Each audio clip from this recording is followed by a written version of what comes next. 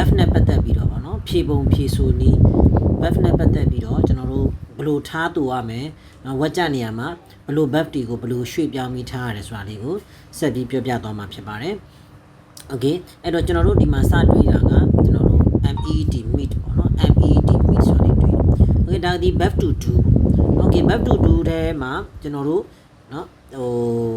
ဘဝမ်းဖြစ်မလား buff 2ဖြစ်မလားဆိုတာကိုကျွန်တော်ကဝက်ကြကိုလေ့လာကြည့်ရမယ်ပေါ့နော် okay အဲ့တော့ဒီမှာ subject ကဘာလို့ပေးလဲဆို she လို့ပေးထားတယ်ပေါ့နော်ဒါ subject okay her friends ဆိုတာကနော် object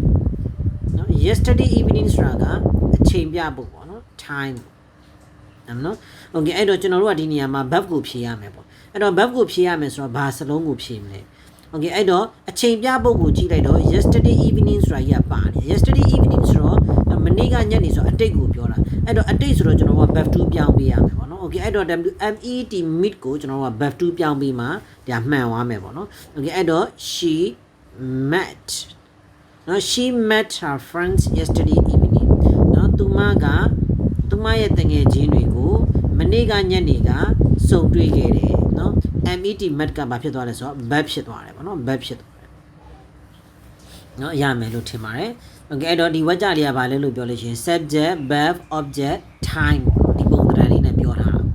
တာ okay အဲ့တော့ဆက်ပြီးကြည့်ကြည့်မယ်နော် PAYP ရဲ့အဓိပ္ပာယ်ကငွေပေးချေသည်ပေါ့ငွေပေးချေသည် okay အဲ့တော့ငွေပေးချေသည်ဆိုတော့ကျွန်တော်တို့ဆက်ပြီးလေ့လာကြည့်မယ်နော်ဝက်ကြကိုလေ့လာကြည့်မှရမယ်နော် I ကျွန်တော်တဲ့ okay အဲ့တော့ဒါက subject my electricity bill เนาะဒီစလုံးလေးမှတ်ထားပေးရမယ် my electricity bill เนาะကျွန်တော်ရဲ့ဟိုမီတာကကိုပေါ့เนาะ object เนาะ yesterday ဆိုတာမနေ့ကဆိုတော့ time ပေါ့เนาะ okay ကျွန်တော်ရဲ့မီတာကကိုကျွန်တော်ပေးမနေ့ကလို့ပြောမှတော့ verb 2ပြောင်းရမှာပေါ့ PAY ပေးငွေပေးချေတယ်အဲ့တော့ကျွန်တော်ရဲ့မီတာကကိုကျွန်တော်မနေ့ကပေးချေခဲ့တယ်လို့ verb 2ပြောင်းပေးရမယ်အဲ့တော့ PAY ပေးရဲ့ verb 2ကဘာလဲလို့ပြောလို့ရှိရင် PAID paint PAID paint ပေါ့နော် okay ဒါရမယ်လို့ထင်ပါတယ် PAID paint ရမယ်နော် okay အဲ့တော့ paint ကဘာလဲလို့ပြောလို့ရှိရင် verb 2ပေါ့နော် verb 2ဖြစ်သွားပြီ okay အဲ့တော့ဒီဝက်ကြလေးရဲ့တိဆောက်ပုံကလည်းခုနအတိုင်းပဲ subject ပြီးသွားလို့ရှိရင် verb ပြီးသွားလို့ရှိရင် object ပြီးသွားရင် time ပေါ့နော် okay အဲ့တော့ဒီပုံသဏ္ဍာန်လေးကိုရမယ်လို့ထင်ပါတယ်အဲ့တော့အဓိပ္ပာယ်ပါဆိုကျွန်တော်မနေ့ကကျွန်တော်ရဲ့မီတာကကိုကျွန်တော်ပေးချေခဲ့ပါတယ်เนาะ page ပေးချေခဲ့ပါတယ် okay နောက်တစ်ခုကျွန်တော်ဆက်ကြည့်မယ် BEB တဲ့ okay အဲ့တော့ဒါက verb to be အုပ်စုထဲကเนาะအပေါ်က meet က verb to do pay ကလည်း verb to do အခုဒီက BEB က verb to be ထဲကပေါ့เนาะ verb to be နဲ့ပတ်သက်လာရင်ကျွန်တော်အများတန်းပြောတယ်เนาะဖြစ်သည်เนาะအဓိပ္ပာယ်ပြောပါဆိုလို့ရှိရင်ဖြစ်သည်ပြီးသွားလို့ရှိရင်ရှိသည်ပြီးသွားလို့ရှိရင်ဗာဖြစ်လဲ adjective နဲ့တွဲတယ်เนาะအဲ့သုံးခုပဲမှတ်ထားပြီးအခြေခံအဆင့်မှာဒါမှမဟုတ် okay အဲ့တော့ကျွန်တော်တို့ဆက်ပြီးစပြီးကြည့်မယ်เนาะဝက်ကြကိုခွဲကြည့်မယ်ပေါ့เนาะ they ဆိုတာက subject okay here ဆိုတာကဒီမှာကနေရာပြဖို့เนาะနေရာပြဖို့ a few minutes ago ဆိုတာကကျွန်တော်တို့က time ပေါ့เนาะအချိန်ပြဖို့ပေါ့အချိန်ပြဖို့ပေါ့ okay အဲ့တော့ကျွန်တော်တို့စပြီးလေ့လာကြည့်မယ်သူတို့ကเนาะအဲ့တော့သူတို့ကဒီမှာလွန်ခဲ့သောမိနစ်အနည်းငယ်ကသူတို့ကဒီမှာလွန်ခဲ့သောမိနစ်အနည်းငယ်က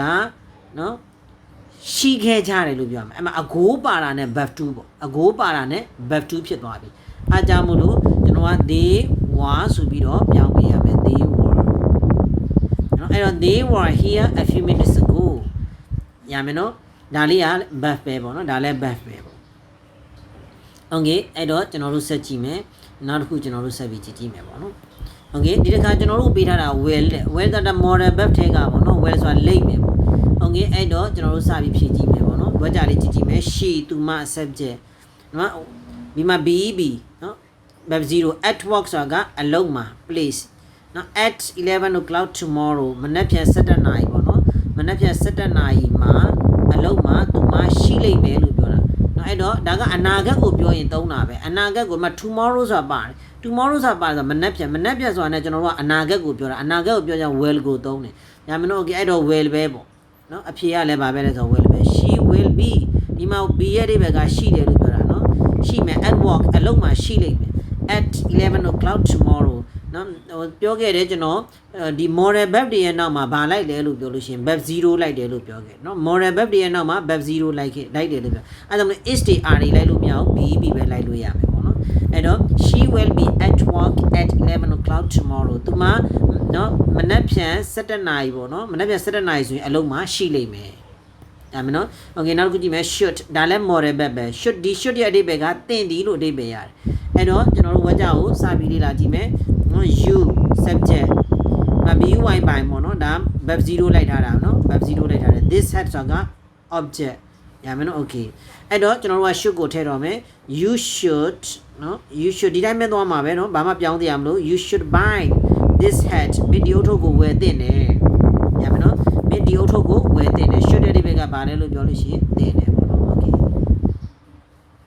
စက်ကြည့်မယ်ကျွန်တော်တို့နောက်တစ်ခုစက်ကြည့်မယ် okay 31ပေါ့နော်31ကဘာလဲဆို must လို့ပြောထားတယ် must ဆိုတာရမည်ဒါလည်း model verb ပဲရမယ်နော် must ဆိုတာရမည်လို့ဒီပေးရတယ်ပေါ့နော် okay အဲ့တော့ကျွန်တော်တို့ဆက်ပြီးလေ့လာကြည့်မယ်ဝါကြကိုလေ့လာကြည့်မယ် I'm very hungry နော်ငါ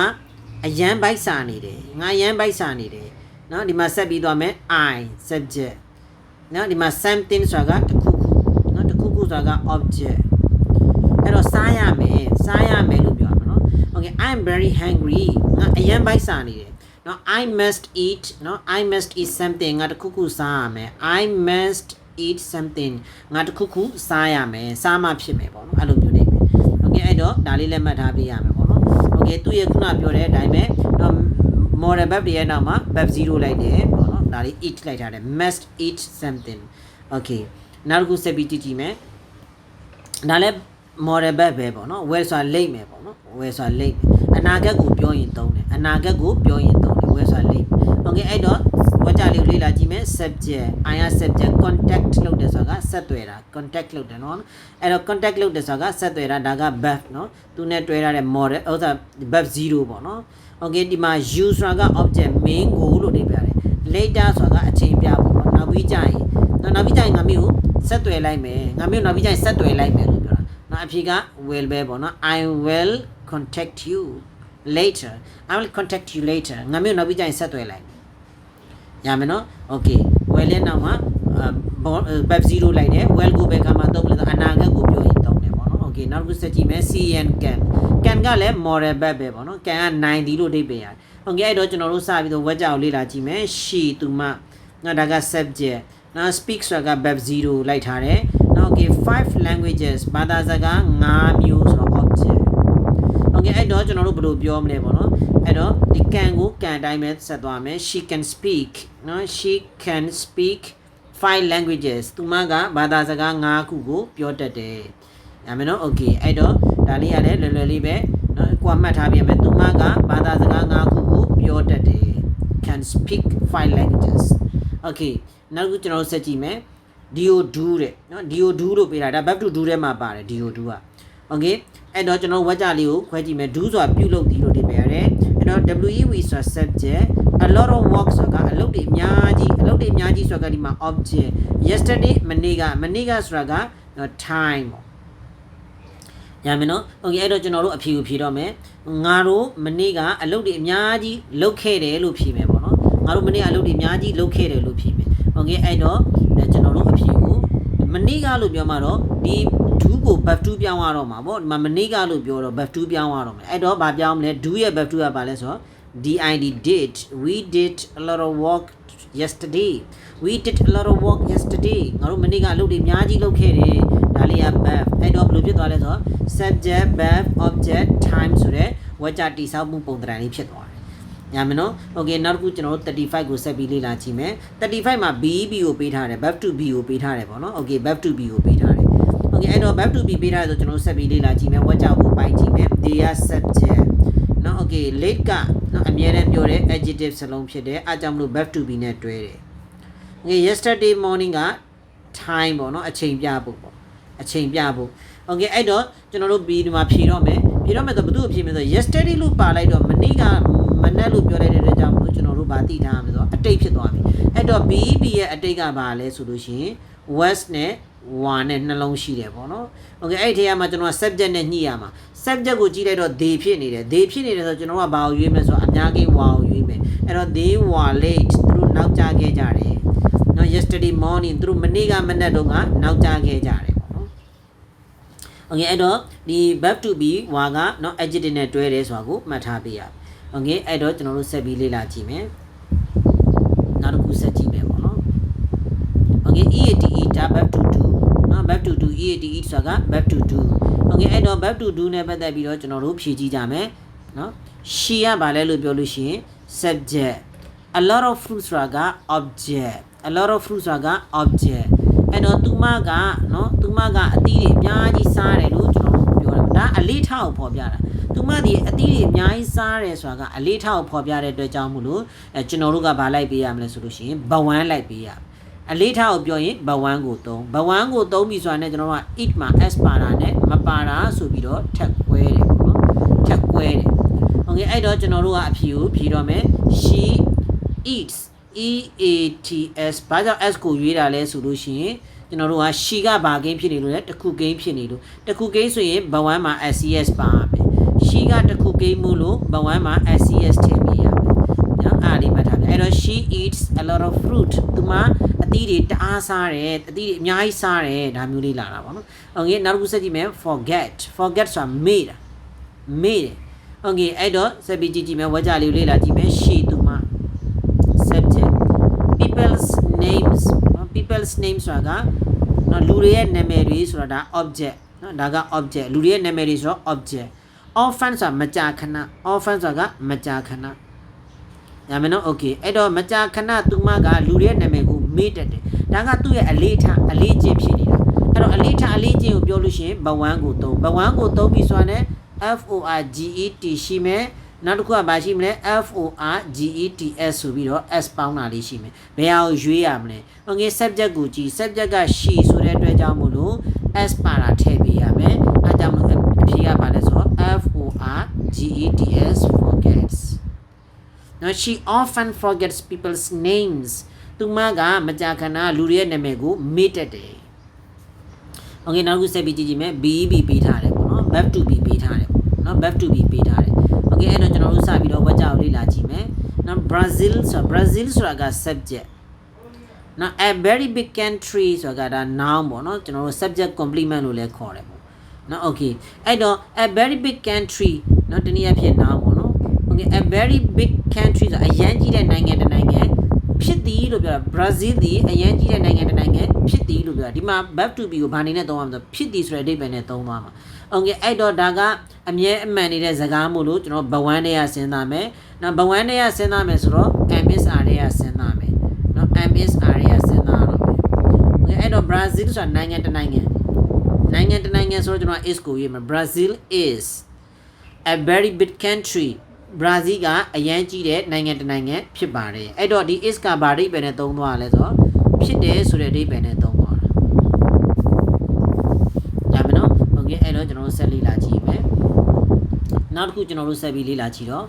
have ကိုတွေ့တယ် verb to have ကိုပေးလာပြီနော် okay verb to have ကိုပေးလာပြီဝါကြကိုလေ့လာကြည့်မယ် they ဆိုတာက subject သူတို့နော် three dogs ဆိုတာကနော် three dogs and the set up a horse မြင်းတကောင်ဒါပိုင်ဆိုင်ခြင်းပြ noun စလုံးပေါ့ noun group ပေါ့နော် okay အဲ့တော့သူတို့မှာခွေး3ကောင်နဲ့မြင်းတကောင်ရှိတယ်ပေါ့အဲ့တော့ဒါအမြဲတမ်းနော်အခုလည်းရှိနေတာလက်ရှိရှိနေတာကိုပြောတာအဲ့တော့ဘဝန်းကိုသုံးပေးရဘဝန်းဆိုလို့ရှိရင်ကျွန်တော်တို့2မျိုးရှိတယ် has ရှိတယ် have ရှိတယ်ပေါ့နော် okay အဲ့ဒီထဲမှာကျွန်တော်တို့ဘာကိုရွေးမလဲဆိုတော့ subject ကိုကြည့် subject က they ဆိုတော့ကျွန်တော်အများကြီးဖြစ်တဲ့ have ကိုရေးမယ်အဲ့တော့ they have 3 dogs and a horse ဒါမှမဟုတ် they ကြောင့်ရွေးလိုက်ရတာเนาะ have ဆိုပြီးတော့ okay နောက်တစ်ခုကြည့်မယ်40က will လို့ပြောထားတယ်ပေါ့နော် okay အဲ့တော့ will ဆိုတာက model verb ပေါ့အနာဂတ်ကိုပြောရင်သုံးတဲ့ will okay အဲ့တော့ကျွန်တော်တို့ဝါကြကိုလေ့လာကြည့်မယ် I က subject ရမယ်နော် okay in bed ဆိုတာကအိပ်ရာထဲမှာเนาะဒါကနေရာပြဖို့ 1 hour from now ဆိုတာကအခုချိန်ကနေစပြီးတော့နောက်တစ်နာရီမှာလို့ပြောတာအဲ့တော့ဒါကအနာဂတ်ကိုဖော်ပြတဲ့အချိန်ပြဖို့အဲ့တော့ကျွန်တော်တို့ကငါအဲ့ဒီကဘာသာပြန်လိုက်မယ်เนาะဘာသာပြန်လိုက်ဆိုငါเนาะနောက်တစ်နာရီဆိုရင်အခုချိန်ကနေစပြီးနောက်တစ်နာရီဆိုလို့ရှိရင်အိပ်ရာထဲမှာ ရှိနေလိမ့်မယ်ဒါကိုပြောတာအဲ့တော့ will က will ပဲပေါ့ W I L L will ဒါမှမဟုတ် okay အဲ့တော့ဒီနေရာမှာ BEB ကိုဘာအနေနဲ့သုံးတာလဲဆိုတော့ရှိတယ်အဲ့ရထဲမှာရှိနေမယ်လို့ပြောတာနော်ရှိသည်ဆိုတဲ့အဓိပ္ပာယ်နဲ့သုံးထားတာပေါ့နော် okay နောက်တစ်ခုကြည့်မယ် might ကဖို့များတယ် MIGHT might ဆိုတာကဖို့များတယ် okay အဲ့တော့ဝါကြောက်လေးလာကြည့်မယ် I က subject နော် okay နောက်ဒီမှာတော့ခုနက well ကိုလည်းကျွန်တော်ပြောတယ် well ရဲ့နောက်မှာ verb 0လိုက်တယ်ပေါ့နော် model verb ရဲ့နောက်မှာ verb 0လိုက်တာနော်အခုလည်းအဲ့လိုပဲ verb 0လိုက်ထားတာပဲ model verb ရဲ့နောက်မှာ verb 0လိုက်ထားတယ် go ဆိုပြီးတော့ okay to the park ဆိုတာကကျွန်တော်တို့ကနေရာပြဖို့ပန်းညံတို့ဆိုတော့နေရာပြဖို့ this evening ဒီညနေဆိုတော့ဒါက time ပေါ့နော် time okay အဲ့တော့ကျွန်တော်တို့ဝက်ကြောက်ကိုစပြီးတော့လေ့လာကြည့်တော့မယ် I ကျွန်တော်တဲ့နော်ဒီညနေပန်းညံသွားဖို့များပါတယ်နော်အဲ့တော့ဒီတိုင်းပဲရေးမယ် MIGHT might ဖို့များတယ်နော်ဖို့များအဲ့တော့ I might go ကျွန်တော်သွားဖို့များတယ် I might go ကျွန်တော်သွားဖို့များတယ် to the park ပန်းညံကို this evening ဒီညနေအဲ့တော့ဝက်ကြတိစောက်ပုံက subject verb ပြီးတော့ place time အဲ့ဒါမျိုးလေးလိုက်တယ်အင်္ဂလိပ်စာမှာလိုက်လို့ရှိရင် place ပြီးမှ time ကိုလိုက်ပေးရတယ် place ပြီးမှ time ကိုလိုက်ပေးပေါ့နော် okay ဒါအများစုသူတို့လိုက်တဲ့ပုံသဏ္ဍာန်ပဲပေါ့နော် place ပြီးရင် time place ပြီးမှ time ပြီးမှ place ကိုပြောတာထက် place ပြီးမှ time သုံးတာကိုတအားပို့သုံးတယ်เนาะအရေးအတွက်အများကြီးသုံးတယ်ပေါ့နော်အဲဒါကြောင့်မလို့ place ပြီးမှ time လိုက်ပေးပါ okay နောက်တစ်ခုကျွန်တော်တို့ဆက်ကြည့်မယ်เนาะ okay clean เนาะတန်ရှင်းရေးလုပ်တည်ပေါ့အဲ့တော့ verb to do တန်ရှင်းရေးလုပ်တည် verb to do တာ okay အဲ့တော့ဒီ verb နဲ့ပတ်သက်ပြီးတော့ကျွန်တော်တို့စပြီးလေ့လာကြည့်မယ် verb 1 သုံးတင်လား verb 2 သုံးတင်လားလေ့လာကြည့်မယ်ပေါ့နော် okay အဲ့တော့ဗကြောက်ကြည့်မယ် we ကျွန်တော်တို့เนาะ subject the windows bring out တွေကို object เนาะအဲ့မှာเนาะကျွန်တော်တို့လေ့လာရတော့မယ် clean ဆိုတာတန်ရှင်းရေးလုပ်သည်အဲ့တော့တန်ရှင်းရေးလုပ်ခဲ့သည်လို့ပြောခြင်းလို့ရှိရင်ဒီမှာဘာမှမပြောတော့ကိုယ့်အကိုစိတ်ကြိုက်ပြောလို့ရတယ်တန်ရှင်းရေးလုပ်ခဲ့သည်လို့ပြောခြင်းနဲ့ဆိုရင် CLEANED clean ဆိုပြီးတော့ verb 2ထည့်လိုက်ရုံပဲဘယ်နေရာမှာလဲ verb နေရာမှာ verb 2ထည့်လိုက်ရုံပဲပေါ့နော် okay အဲ့တော့အကယ်၍ကျွန်တော်တို့တန်ရှင်းရေးလုပ်ပြီးပါပြီလို့ပြောခြင်းလို့ရှိရင်တော့ we have clean ဆိုပြီးပြောလိုက်မယ် have like CLEANED clean နော်ကျွန်တော်တို့တန်ရှင်းရေးလုပ်ပြီးပါပြီလို့ပြောလိုက်ရုံပဲနောက်တစ်မျိုးပြောလိုက်ကျွန်တော်တို့တန်ရှင်းရေးလုပ်နေကြပါတယ်လို့ပြောရင် we are cleaning CLEANING cleaning ကျွန်တော်တို့တန်ရှင်းရေးလုပ်နေကြပါတယ်ကြိုက်တယ်လို့ပြောလို့ရတယ်ကိုဘယ်လိုပြောခြင်းလဲဆိုတဲ့ပုံမှာမူတည်တယ်ပေါ့နော်အဲ့တော့ကိုကကျွန်တော်တို့တန်ရှင်းရေးလုပ်ခဲ့တယ်လို့ပြောခြင်း verb 2နဲ့သုံးလိုက်မယ်ကျွန်တော်တန်ရှင်းရေးအခုပဲလုပ်ပြီးပါပြီလို့ပြောခြင်းနော် we have cleaned ဆိုပြီး verb 3နဲ့သုံးရမယ်နော်အခုလက်ရှိလောလောဆယ်တန်ရှင်းရေးလုပ်နေတယ်ဆို ING နော် we are cleaning ဆိုပြီးသုံးရမယ်ပေါ့နော် okay ရမယ်လို့ထင်ပါတယ်ဒါကိုယ့်ရဲ့စိတ်ကြိုက်ကိုပုံသဏ္ဍာန်လေးနဲ့ဖြည့်လို့ရတယ်ပေါ့နော်နော်ဒီဝက်ကြတော့ subject verb object ပုံသဏ္ဍာန်လိုက်ထားတယ်ပေါ့နော်ဒီဝက်ကြပုံသဏ္ဍာန်က okay အဲ့တော့ကျွန်တော်တို့ဆက်ပြီးကြည့်မယ်နောက်တစ်ခုက EAT eat စားသည်ပေါ့ဒါလည်း verb to do ပဲပေါ့နော် okay အဲ့တော့ verb 1ဖြစ်မလား verb 2ဖြစ်မလားလေ့လာကြည့်မယ်ကျွန်တော်တို့ okay အဲ့တော့ she က subject နော် an orange နော်လိမ္မော်သီးလို့ပြောလိမ္မော်သီးမှာအမှန်မှန်ကပလာသီးပုံစံလေးပေါ့နော် okay အဲ့တော့ဒီမှာလိမ္မော်သီးလို့ပဲဘာသာပြန်လိုက်ပါမယ်အမှန်မှန်လိမ္မော်သီးက tangerine ပေါ့နော် okay အဲ့တော့ဒီ sankit သီးလို့ကပလာသီးပုံစံမျိုးရှိတယ်နော်အသီးကို orange လို့ခေါ်တယ်နော် okay အဲ့တော့ orange တစ်လုံးကိုပေါ့နော် every day ဆိုတာနေ့တိုင်းဆိုတော့ဒါက time ပေါ့အချိန်ပြဖို့နေ့တိုင်းစားတယ်သူမကနော်ဒီ orange တစ်လုံးကိုနေ့တိုင်းစားတယ်ဒါအလေးထားကိုဖော်ပြတာအလေးထားကိုဖော်ပြတယ်ဆိုရင်ဘဝန်းကို3ဘဝန်းကို3ဆိုလို့ရှိရင် eat မှာ s ပါတာနဲ့မပါတာဆိုပြီးတော့နှစ်ခုခွဲရတော့မယ်အဲ့တော့ she ဆိုတော့ကျွန်တော်တို့က verb မှာ s ထည့်ပေးရမယ် EATS eats ပေါ့နော် okay အဲ့တော့ she eats an orange every day သူမနော်နေ့တိုင်းနော် orange တစ်လုံးကိုစားပါတယ်ပေါ့နော် okay အဲ့တော့44က verb to have ကိုပြောထားတယ် okay verb to have ဆိုတော့ကျွန်တော်တို့ဆက်ပြီးလေ့လာကြည့်မယ်ဒီ verb to have ကနော်verb to have က2မျိုးရှိတယ်မှာရှိသည်ဆိုတဲ့အဓိပ္ပာယ်နဲ့သုံးတာလည်းရှိသလိုလှုပ်ဆောင်တဲ့အဓိပ္ပာယ်နဲ့သုံးတာလည်းရှိတယ်ပေါ့နော်ဒီနေရာမှာတော့ကျွန်တော်တို့ verb to do ပုံသဏ္ဍာန်နဲ့ဒီမှာလှုပ်ဆောင်ထားပါတယ်ကျွန်တော်ပြပါမယ် this morning ဆိုဒီမနက်ကဆိုတော့အချိန်ပြဖို့ time ကိုရှေ့ထုတ်လိုက်ပြီနော်ပြီးတော့ subject လာတယ်အင်္ဂလိပ်စာမှာနော် time ကိုရှေ့ထုတ်ရေးလို့ရတယ်ပြီးတော့မှ subject ရေးလို့ရတယ်နော်ပြီးသွားလို့ရှိရင်ဒီမနက်ကကျွန်တော်ရေချိုးတယ် have a shower ဆိုရယ်ရေချိုးတယ်လို့သိပြတယ်နော် have a shower ရေချိုးတယ်အဲ့တော့ကျွန်တော်ဒီမနက်ကဆိုတော့ရေချိုးခဲ့တယ်လို့ပြောရမယ်ပေါ့နော်အဲ့တော့ verb 2 သုံးပေးရမယ် have ရဲ့ verb 2ကနော် had အဲ့တော့ this morning he had a shower ဒီမနက်ကသူရေချိုးခဲ့တယ်ဒါမျိုးလေးဖြစ်သွားတယ် okay နောက်တစ်ခုဆက်ကြည့်မယ် BEB ကိုဆက်ကြည့်မယ်ဒါ verb to be ပေါ့နော် okay အဲ့တော့ကျွန်တော်တို့ဝါကြောက်လေးလာကြည့်မယ် yesterday မနေ့ကဒါက subject a public holiday အများပြည်သူအားလျက်တခုပေါ့နော်ဒါ subject complement တနည်းအားဖြင့် noun ပေါ့နော် noun group ပေါ့ okay အဲ့တော့အများပြည်သူအားလျက်တည်းဖြစ်ခဲ့တယ်လို့ပြောချင်တာအဲ့တော့ဖြစ်ခဲ့တယ်ဆိုတော့နော်မနေ့ကလို့ပြောမှတော့ရှင်းသွားပြီပေါ့နော်မနေ့ကမှလို့ပြောမှတော့အတိတ်ဖြစ်သွားပြီအတိတ်ဖြစ်သွားပြီဆိုလို့ရှိရင်ကျွန်တော်တို့ကနော် was ရဲ့နော် why ရဲ့နှလုံးလိုက်ပေးရမယ်အဲ့ထဲမှာမနေ့ကဆိုတာတရက်သေးဆိုလို့ရှိရင်ကျွန်တော်က was နဲ့ပဲသုံးပေးရမယ်အဲ့တော့ yesterday was ဆိုတာပုံသေးပဲနော် yesterday was a public holiday နော်မနေ့ကအများပြည်သူအားလျက်တည်းဖြစ်ခဲ့ပါတယ်အဲ့တော့ဒီကောင်ကဘာအနေနဲ့သုံးတာလဲဆိုတော့ဖြစ်တယ်ဆိုတဲ့အဓိပ္ပာယ်နဲ့သုံးတာပေါ့နော် okay နောက်တစ်ခု46ကိုကြည့်ပေးမယ်ကျွန်တော်တို့46ကိုကြည့်ပေးမယ် close ဆိုတာကပိတ်တာအမှန်တော့ close ဆိုတာကပိတ်တာ close ဆိုတာပိတ်တာအဲ့တော့ကျွန်တော်တို့စအောင်ဆုံးဝါကြောက်လေးလာကြည့်မယ် the museum ဆိုတာကဘာလဲဆိုတော့ပြတိုက်ပေါ့နော် subject နော် at 5 o'clock 9 နာရီမှာဒါက time in the evening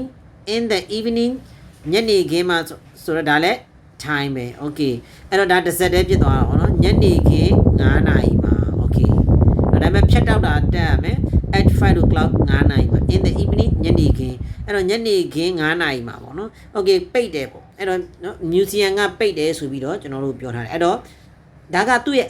ပုံမှန်ဖြစ်နေကြနော်အလေးအထားတစ်ခုလိုဖြစ်နေတယ်နော်အမြဲဖြစ်နေတဲ့ပုံသဏ္ဍာန်လေးဖြစ်တယ်အဲ့တော့ပြတိုက်ကညနေ9 နာရီဆိုပိတ်တယ်ဆိုတာသူ့ရဲ့အလေးထားအလေးချင်းပုံမှန်လိုဖြစ်နေတယ်နော်အရာဖြစ်တယ်အဲကြောင့်မို့ဘဝန်းကိုသုံးမယ်ဘဝန်းသုံးမယ်ဆိုရင် s ထဲမှာနဲ့မထဲမှာနဲ့နှစ်မျိုးရှိတယ်ပြတိုက်ကတစ်ခုကိန်းမို့လို့နော်ကျွန်တော်တို့ကဗာထည့်ရမလဲဆိုတော့ closes closes ဆိုပြီးတော့တစ်ခုကိန်းမို့လို့ s ထည့်ပေးရမယ်ပေါ့နော် closes ရမယ်နော် okay အဲ့တော့ the museum closes at 5 o'clock in the evening okay နောက်တစ်ခုဆက်ပြီးကြည့်မယ် where ဆိုတာ within okay within ကိုကျွန်တော်တို့လေ့လာကြည့်မယ်ပေါ့နော် okay ဒီမှာစပြီးကြည့်မယ် Kate ဆိုတာက subject ညမယ်နော် okay night close ဆိုတာကနော်ဝေကောင်းစားလာများ night close ဆိုတာက object okay always ကဒါကကျွန်တော်တို့အမြဲတမ်းလို့အဓိပ္ပာယ်ရတယ်ဒါကကျွန်တော်တို့ adverb ပေါ့နော်အကျိန်ကိုဖော်ပြတယ်အကျိန်အရေးအတွက်ကိုဖော်ပြတယ်ဒါအမြဲတမ်းလုပ်တာသူ့ရဲ့အကျိန်အရေးအတွက်ကအမြဲတမ်းလုပ်တယ်ဆိုပြီးဖော်ပြရမှာနော် okay အဲ့တော့ဒါက adverb တစ်ခုပေါ့နော် okay အဲ့တော့ကျွန်တော်တို့အခု verb ကိုထည့်ရတော့မယ်အဲ့တော့ Kate ကအမြဲတမ်းဝေကောင်းစားလာတွေကိုဝတ်တယ်အမြဲဝတ်တယ်ဆိုတာသူ့ရဲ့အလေးထားဆိုရင်ဘဝန်းသုံးပြီဆိုတာနဲ့ကျွန်တော်တို့စဉ်းစားတော့မယ် where မှာ s ပါတာနဲ့မပါတာဆိုပြီးတော့နှစ်ခုဖြစ်သွားမယ် okay အဲ့ဒါကျွန်တော်တို့ကဘာနဲ့ညှိရမလဲ subject နဲ့ညှိမယ် Kate ဆိုတဲ့အမျိုးသမီးအဲ့တော့ Kate ဆိုတဲ့အမျိုးသမီးကတယောက်တည်းဆို verb မှာ s ထည့်ပေးရမယ်အားကြောင့်မလို့အဖြေကဘာဖြစ်သွားမလဲဆိုတော့ wears wears အဲ့ဒါမျိုးလေးဖြစ်သွားတယ်ပေါ့နော် s ပါမယ်ပေါ့နော်အဲ့တော့ Kate always wears nice clothes အဲ့မနော်အဲ့တော့ Kate ကအမြဲတမ်းဝေကောင်းစားလာတွေကိုဝတ်ပါတယ် okay နောက်ခုကြည့်မယ် want ကလိုချင်တာပေါ့နော်ဖြစ်ချင်တာ okay အဲ့တော့ကျွန်တော်တို့ဒါက I want to be famous ဆိုတာကကျွန်တော်နော်ကြော်ကြားချင်တယ်ဒါကိုယ်စိတ်မှာကိုအခုလက်ရှိဖြစ်ချင်တာကိုပြောတာအဲ့ဒါကြောင့်ဘဝမ်းမဲ့သုံးမယ် I နော် I ရဲ့နောက်မှာ s မထည့်ရဘူး verb တွေမှာ I want to be famous ကျွန်တော်ကြော်ကြားချင်တယ်အဲ့မနော်ကျွန်တော်ကြော်ကြားချင်တယ် one ရဲ့နောက်မှာ2လိုက်တယ်နောက်ပြီးသွားလို့ရှိရင် verb 0လိုက်တယ်ပေါ့နော်2ရဲ့နောက်မှာ verb 0လိုက်တယ်1ရဲ့နောက်မှာ2လိုက်တယ်2ရဲ့နောက်မှာ verb 0လိုက်တယ်ဒီ verb to be ရဲ့နောက်မှာ adjective လိုက်ထားတယ်ပေါ့နော် okay ဒါလေးမှတ်ထားပေးရokay အဲ့တော့မှဒီနှစ်ခုပေါင်းပြီးတော့မှကြော်ကြားသည်ဖြစ်သွားတာเนาะကြော်ကြားသောကကြော်ကြားသည်ဖြစ်သွားတာသောကြော်ကြားသောကကြော်ကြားသည်ဖြစ်သွားတယ်အဲ့တော့ I want to be famous เนาะကျွန်တော်ကြော်ကြားချင်တယ် okay နောက်တစ်ခုဆက်ပြီးကြည့်မယ် BEB လို့ပေးထားတယ် okay Robert เนาะ okay subject ကိုကြည့်လိုက်တော့ Robert เนาะ Robert ဆိုတဲ့ပုဂ္ဂိုလ်ဟာတဲ့ a photographer ဓာတ်ပုံဆရာတယောက်ဖြစ်ပါတယ် subject complement တနည်းအားဖြင့် noun ပေါ့နော် okay အဲ့တော့တရားလက်ရှိဖြစ်နေတာလက်ရှိကို Robert ကဓာတ်ပုံဆရာတယောက်ဖြစ်တယ်ဆိုတော့ကျွန်တော်တို့ကဘဝန်းကိုသုံးပေးရမယ်ဘဝန်းမှာဆိုလို့ရှိရင် is ဆိုပြီးရှိတယ်အဲ့ဒီထဲမှာရွေးချယ်ပေးရမယ်အဲ့တော့ဘယ်သူ့ရွေးမလဲဆို Robert ကတယောက်တည်းမလို့ is ကိုရွေးမယ် Robert is now a photographer Robert ကဓာတ်ပုံဆရာတယောက်ဖြစ်ပါတယ်ဒါမယ်နော် okay တော့50ကိုဆက်သွားမယ် will နော်ဒါ model verb နော် model verb ဆိုတော့ဒီမှာ model verb ထဲမှာ will ကအနာဂတ်ကိုပြောတာအဲ့တော့ရမယ်နော်လိမ့်မယ်ဆိုတဲ့အဓိပ္ပာယ်မျိုးအဲ့တော့ဝါကြောက်ခွဲကြည့်မယ် he ဆိုတော့ သူ subject နော် here ဆိုတာကဒီမှာဆိုတော့ place soon ဆိုတာကမကြခင်ဆိုတော့ time နော် get တော့ will က will ပဲနော်မကြခင်ဒီမှာရှိလိမ့်မယ်လို့ပြောတာအဲ့တော့ဒီမှာ verb to be ကိုဘာအနေနဲ့သုံးရလဲရှိတယ်ဆိုတဲ့အဓိပ္ပာယ်နဲ့သုံးရတယ်နော်သူမကြခင်ဒီမှာရှိလိမ့်မယ်သူမကြခင်ဒီကိုရောက်လာလိမ့်မယ်လို့ပြောတာနော် he will be here soon သူမကြခင်ဒီရောက်လာပါလိမ့်မယ်သူမကြခင်ဒီမှာရှိပါလိမ့်မယ်ဆိုပြီးပြောတာရမယ်နော် okay ကျေးဇူးပါနောက်လဲကျွန်တော်ဒီနော် buff လေးတွေနဲ့ပတ်သက်ပြီးတော့နော်တိဆောက်မဲ့ထားတူရမဲ့ပုံသဏ္ဍာန်လေးတွေရဲ့အခြေခံလေးတွေကိုတစ်ခါနောက်ထပ်ထပ်ပြီးတော့ရှင်းပြပေးဦးမယ်ပေါ့နော်ကျေးဇူးပါခင်ဗျာ